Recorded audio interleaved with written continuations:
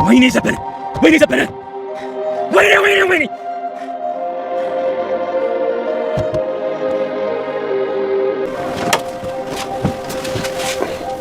ይሄን ያለ ምን ጉጉት ካለሽ ለምን በራስሽ ላይ መጥፎ ውሳኔ ትወስኛለሽ? ይቅርታ። ራስሽን ይጎዳሽው። ልትሞች ትችይ ነበርኩ።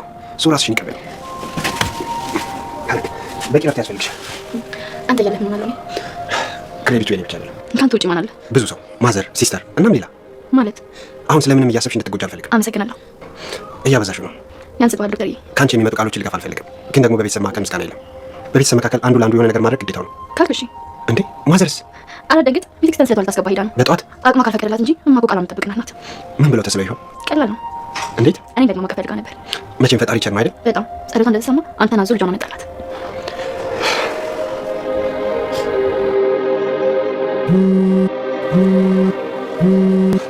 ግን ገላው ሲጣን ወልጅ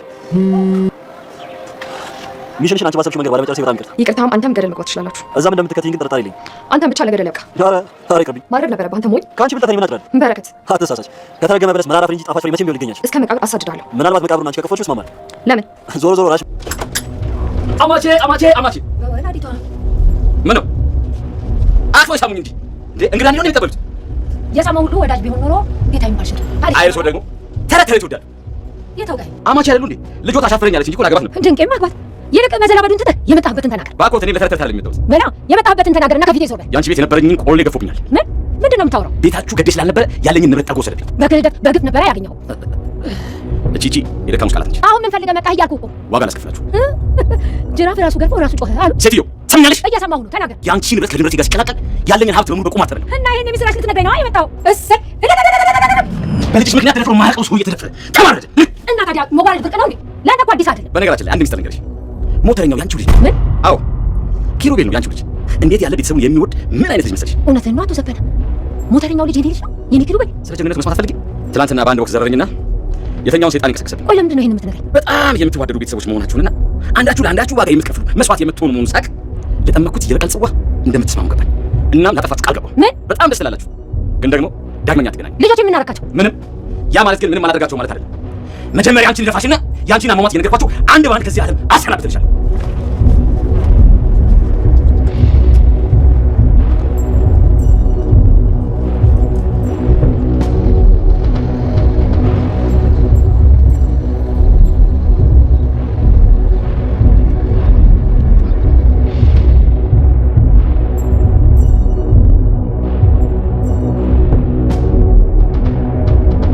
እዛች ደቃቃ ልጅ ሲሉ እኔ ላይ እጃቸው ደረሱ። እኔ ላይ ደግሞ የተነሱ ዋጋ ይከፍላሉ። ለአንዷ እንኳን ሚስቴ አራራውላት ቤቱን በቁማ ተረቼ ከነ ልጆቿ አቃማ ጎዳና ጥያታለሁ።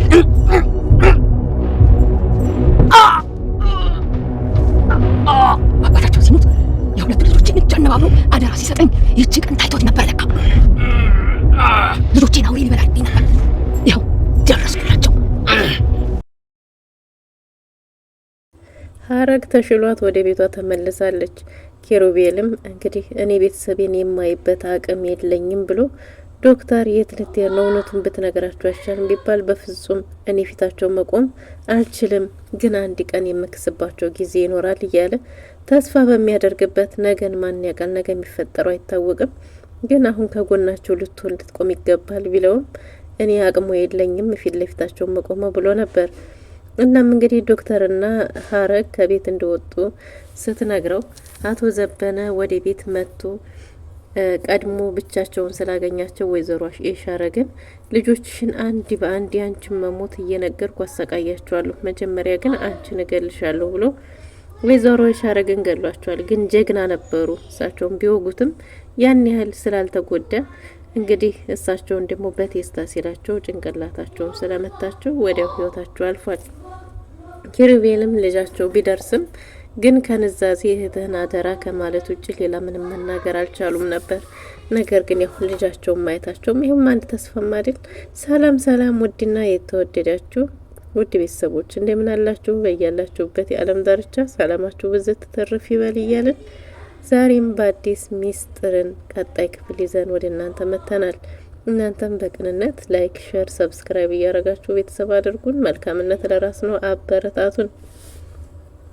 በባለፈው እንዴት ተመለከት ነው እንግዲህ ሀረግ ከሚከተሏት ሰዎች ለማምለጥ ስትል ባለችበት በጎዳና ከሚከታተሏት ሰዎች ለማምለጥ ስትል ከአቶ ዘበነ ሰዎች ለማምለጥ በወደቀችበት ትልቅ ድንጋይ መቷት ስለነበረ እንግዲህ ብዙ ደም ፈሷት ስለነበር የደም ልገሳ ያስፈልጋት ነበር። ይህም ደግሞ እሷ የሌላ ሰው ደም የመቀበል አቅሙ በጣም አሰጊ ነበረ። ምክንያቱም የእሷ ደም የነበረው ኦማይነስ ስለነበረ በጣም አስቸጋሪ ነበር። ነገር ግን የወንድሟ ደም ተመሳሳይ ስለነበር ዶክተር ስጋት ቢኖርበትም እንኳን እንዴ ምን እያልክ ነው ዶክተር? ምን እያልከኝ ነው? ትሞታለች እንዳትለኝ እያለ ማስፈራሪያ ጭምር የሚመስል ነበር ንግግሮቹ። እኔ እኮ ሀረግ ህይወቴ ናት እያለው እኔ ያለሁ ለሁሉም ነገር ሲለውም እንግዲህ ዶክተሩ መኖር ብቻ አይደለም እኮ ግን መቀበል አለመቀበሉ ብቻ ያን ያህል እርግጠኛ አቱም ቢለውም እሱ ግን እርግጠኛ ነበር። እናም እንግዲህ በዚሁ አጋጣሚ ነበር ዶክተር የሀረግ ወንድም መሆኑን አውቆ የነበረው። እናም ከዛ በኋላ እንግዲህ አቶ ዘበነ ደግሞ አሳይሻለሁ፣ አንቺ ከዚህ በኋላ የኔ መረማመጃ ነሽ አድርጌ የተባልሽውን እንጂ ከዛ ውጭ ሌላ ምንም መብት የለሽም ብሏት ነበር። እና እንግዲህ የሀገራችን ዶክተሮች ውስን ቢሆኑም በቅንነትና በታማኝነት ስራቸውን የሚሰሩት ከነዛ መሀል አንዱ ገገመው ባልሽ ነው ቢልም እናም እንግዲህ እያንዳንዳቸውን እንደሚገልና ሁሉንም ገሎ እሱ ማንም ተወዳዳሪ እንደማይኖረው እየነገራት ነበር ለወይዘሮ ሊዲያ። እናም ሽጉጡን አቀባብሎ መጣሁልሽ ሀረግዬ እያለ ሲሮጥ እነሱም ትዝ ብሏቸው ስለነበረ ቀድመው ሮጠው ማንም ሳይቀድማቸው ደርሰው ስለነበር እንግዲህ ሀረግን ይዘው ወደ ቤት መጥተዋል። አቶ ዘበነም ጠብቅ የተባለውን ሰው ደውሎ ሲጠይቅ እሱም ደግሞ ሀረግ እንደሌለች የተኛችበት ክፍል እንደሌለች ቤት እንደወጣችም ማንም እንደመጣም ሳይታወቅ ግን ብቻ የእሷን አለመኖር ሲነግረው ለአቶ ዘበነ ደግሞ እዛው ባለው ሰው በሉ ሸኙት ብሎ በይቅርታ ምህረት ርህራሄ የሌለው አቶ ዘበነ እንግዲህ በአንድ ጥይት እያሰናበታቸው ይገኛል። የእሱን ሰራተኞች በሙሉ በቃ የመጨረሻ እጣ ፈንታቸው ምንድነው? ጥይት ራት መሆን ነው። ይቅርታ ምናምን የሚባል ወይም ደግሞ እድል መስጠት የሚባልን ነገር አያውቅም።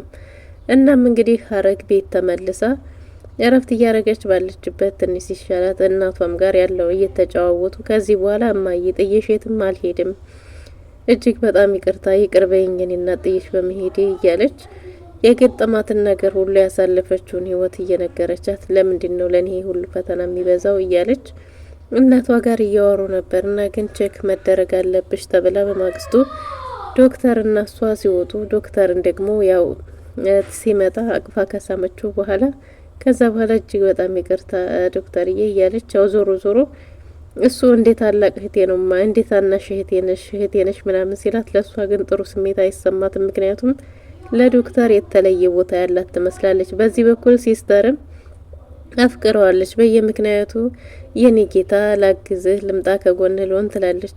ስለዚህ ዶክተር የማን እንደሆነ የሚሆነው ሊዲያ ለገንዘብ ብላ ስለሆነ የቀረበችው ምንም ያን ያህል ፍቅርም ስለሌላት ስለ ገንዘብ እንጂ የዶክተር ነገር ምንም የዶክተር ኤርሚያስ ነገር የሚያስጨንቃ ጉዳይ የለም።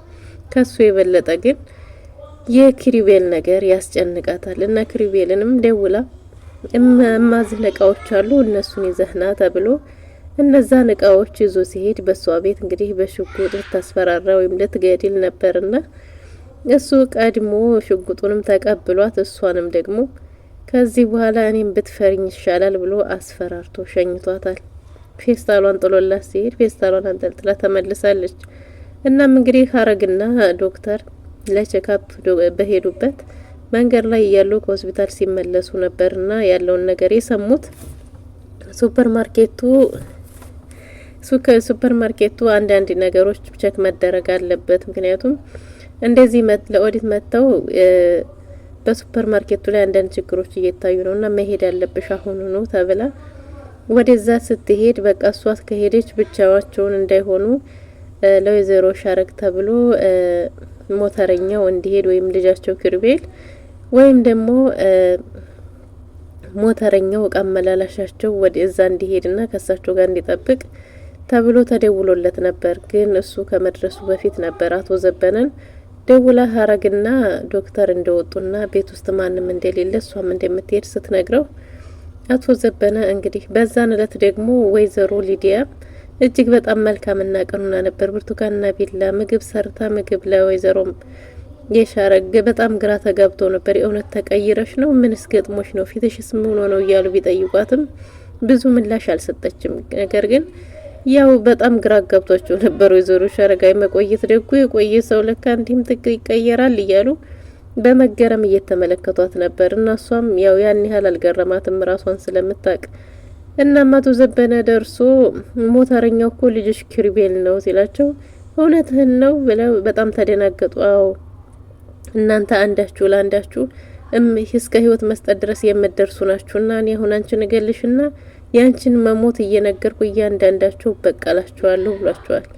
እሳቸውም እኔ የጀግና ላይ ናቸው እንዳንተ እርኩሶች አይደሉም የኔ ልጆች በሚል አንዳንድ ቃላቶችን እየተመላለሱ በዛውም አንገታፍ ሲያፍኗቸው ወይዘሮ ሻረግ በመፈራገጥ ራሳቸውን ለማዳን ሲሉ አጠገባቸው የነበረን የብርቱካን ቢላ አንስተው ቢወጉትም ነገር ግን አቶ ዘበነ ያን ያህል ከላይ እሱ ስለነበረ ስላልተጎዳ እንግዲህ በቴስታ ሲላቸው ያለባቸው ህመም ተጨምሮ ወዲያው ህይወታቸው አልፏል።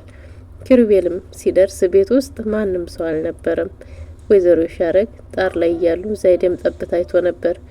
ልጄ ሲሉ እሳቸው እሱም እማዬ እያለ እንደና ከዛም በኋላ ይቅርታ ለመጠየቅም ሆነ ምንም አይነት እድል አላገኘም። ምክንያቱም ወይዘሮ ሻረግ በጣም ተዳክመው ነበረ እና ልጄ አሁን አደራ ብቻ ነው ምል ይቅርታ አድርጊልኝ እማዬ ሲል አይ አይደለም አሁን እኔ አደራ ነው የምሰጥህ የሀረግን ነገር አደራህን ሀረግን አደራ እያሉት እንግዲህ ህይወታቸው አልፏል። ፊቱን እየደባበሱት እና ኪሩቤልም በጣም መራር ሀዘን ውስጥ ገብቷል።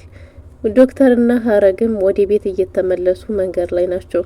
እነሱ አለም 9 ብለው ያው ምንም ይፈጠራል ብለው ስላላሰቡ መንገዳቸውን እየመጡ ነው። እናም እንግዲህ ወደ ቤት ተመልሰው ሲመጡ ግን ያገኙት ነገር እጅግ በጣም አስደንጋጭ የሆነ ነገር ነበር። ምክንያቱም ወይዘሮ ሻረግ ሞተው ኪሩቤል ብቻውን እያለቀሰ ነበር እና ሀረግም የእናቷን መሞት ስታይ መናገርም ሆነ ምንም አልቻለችም። እናሱም ደግሞ እማዬ እያለ ጸጸቱን እያለቀሰ ነበር እና ሀረግም የእናቷን ነገር እየተመለከተች እናቷን መሞት እየተመለከተች ራሷን ስታ ወድቃለች። ውድና የተወደዳችሁ ለዛሬ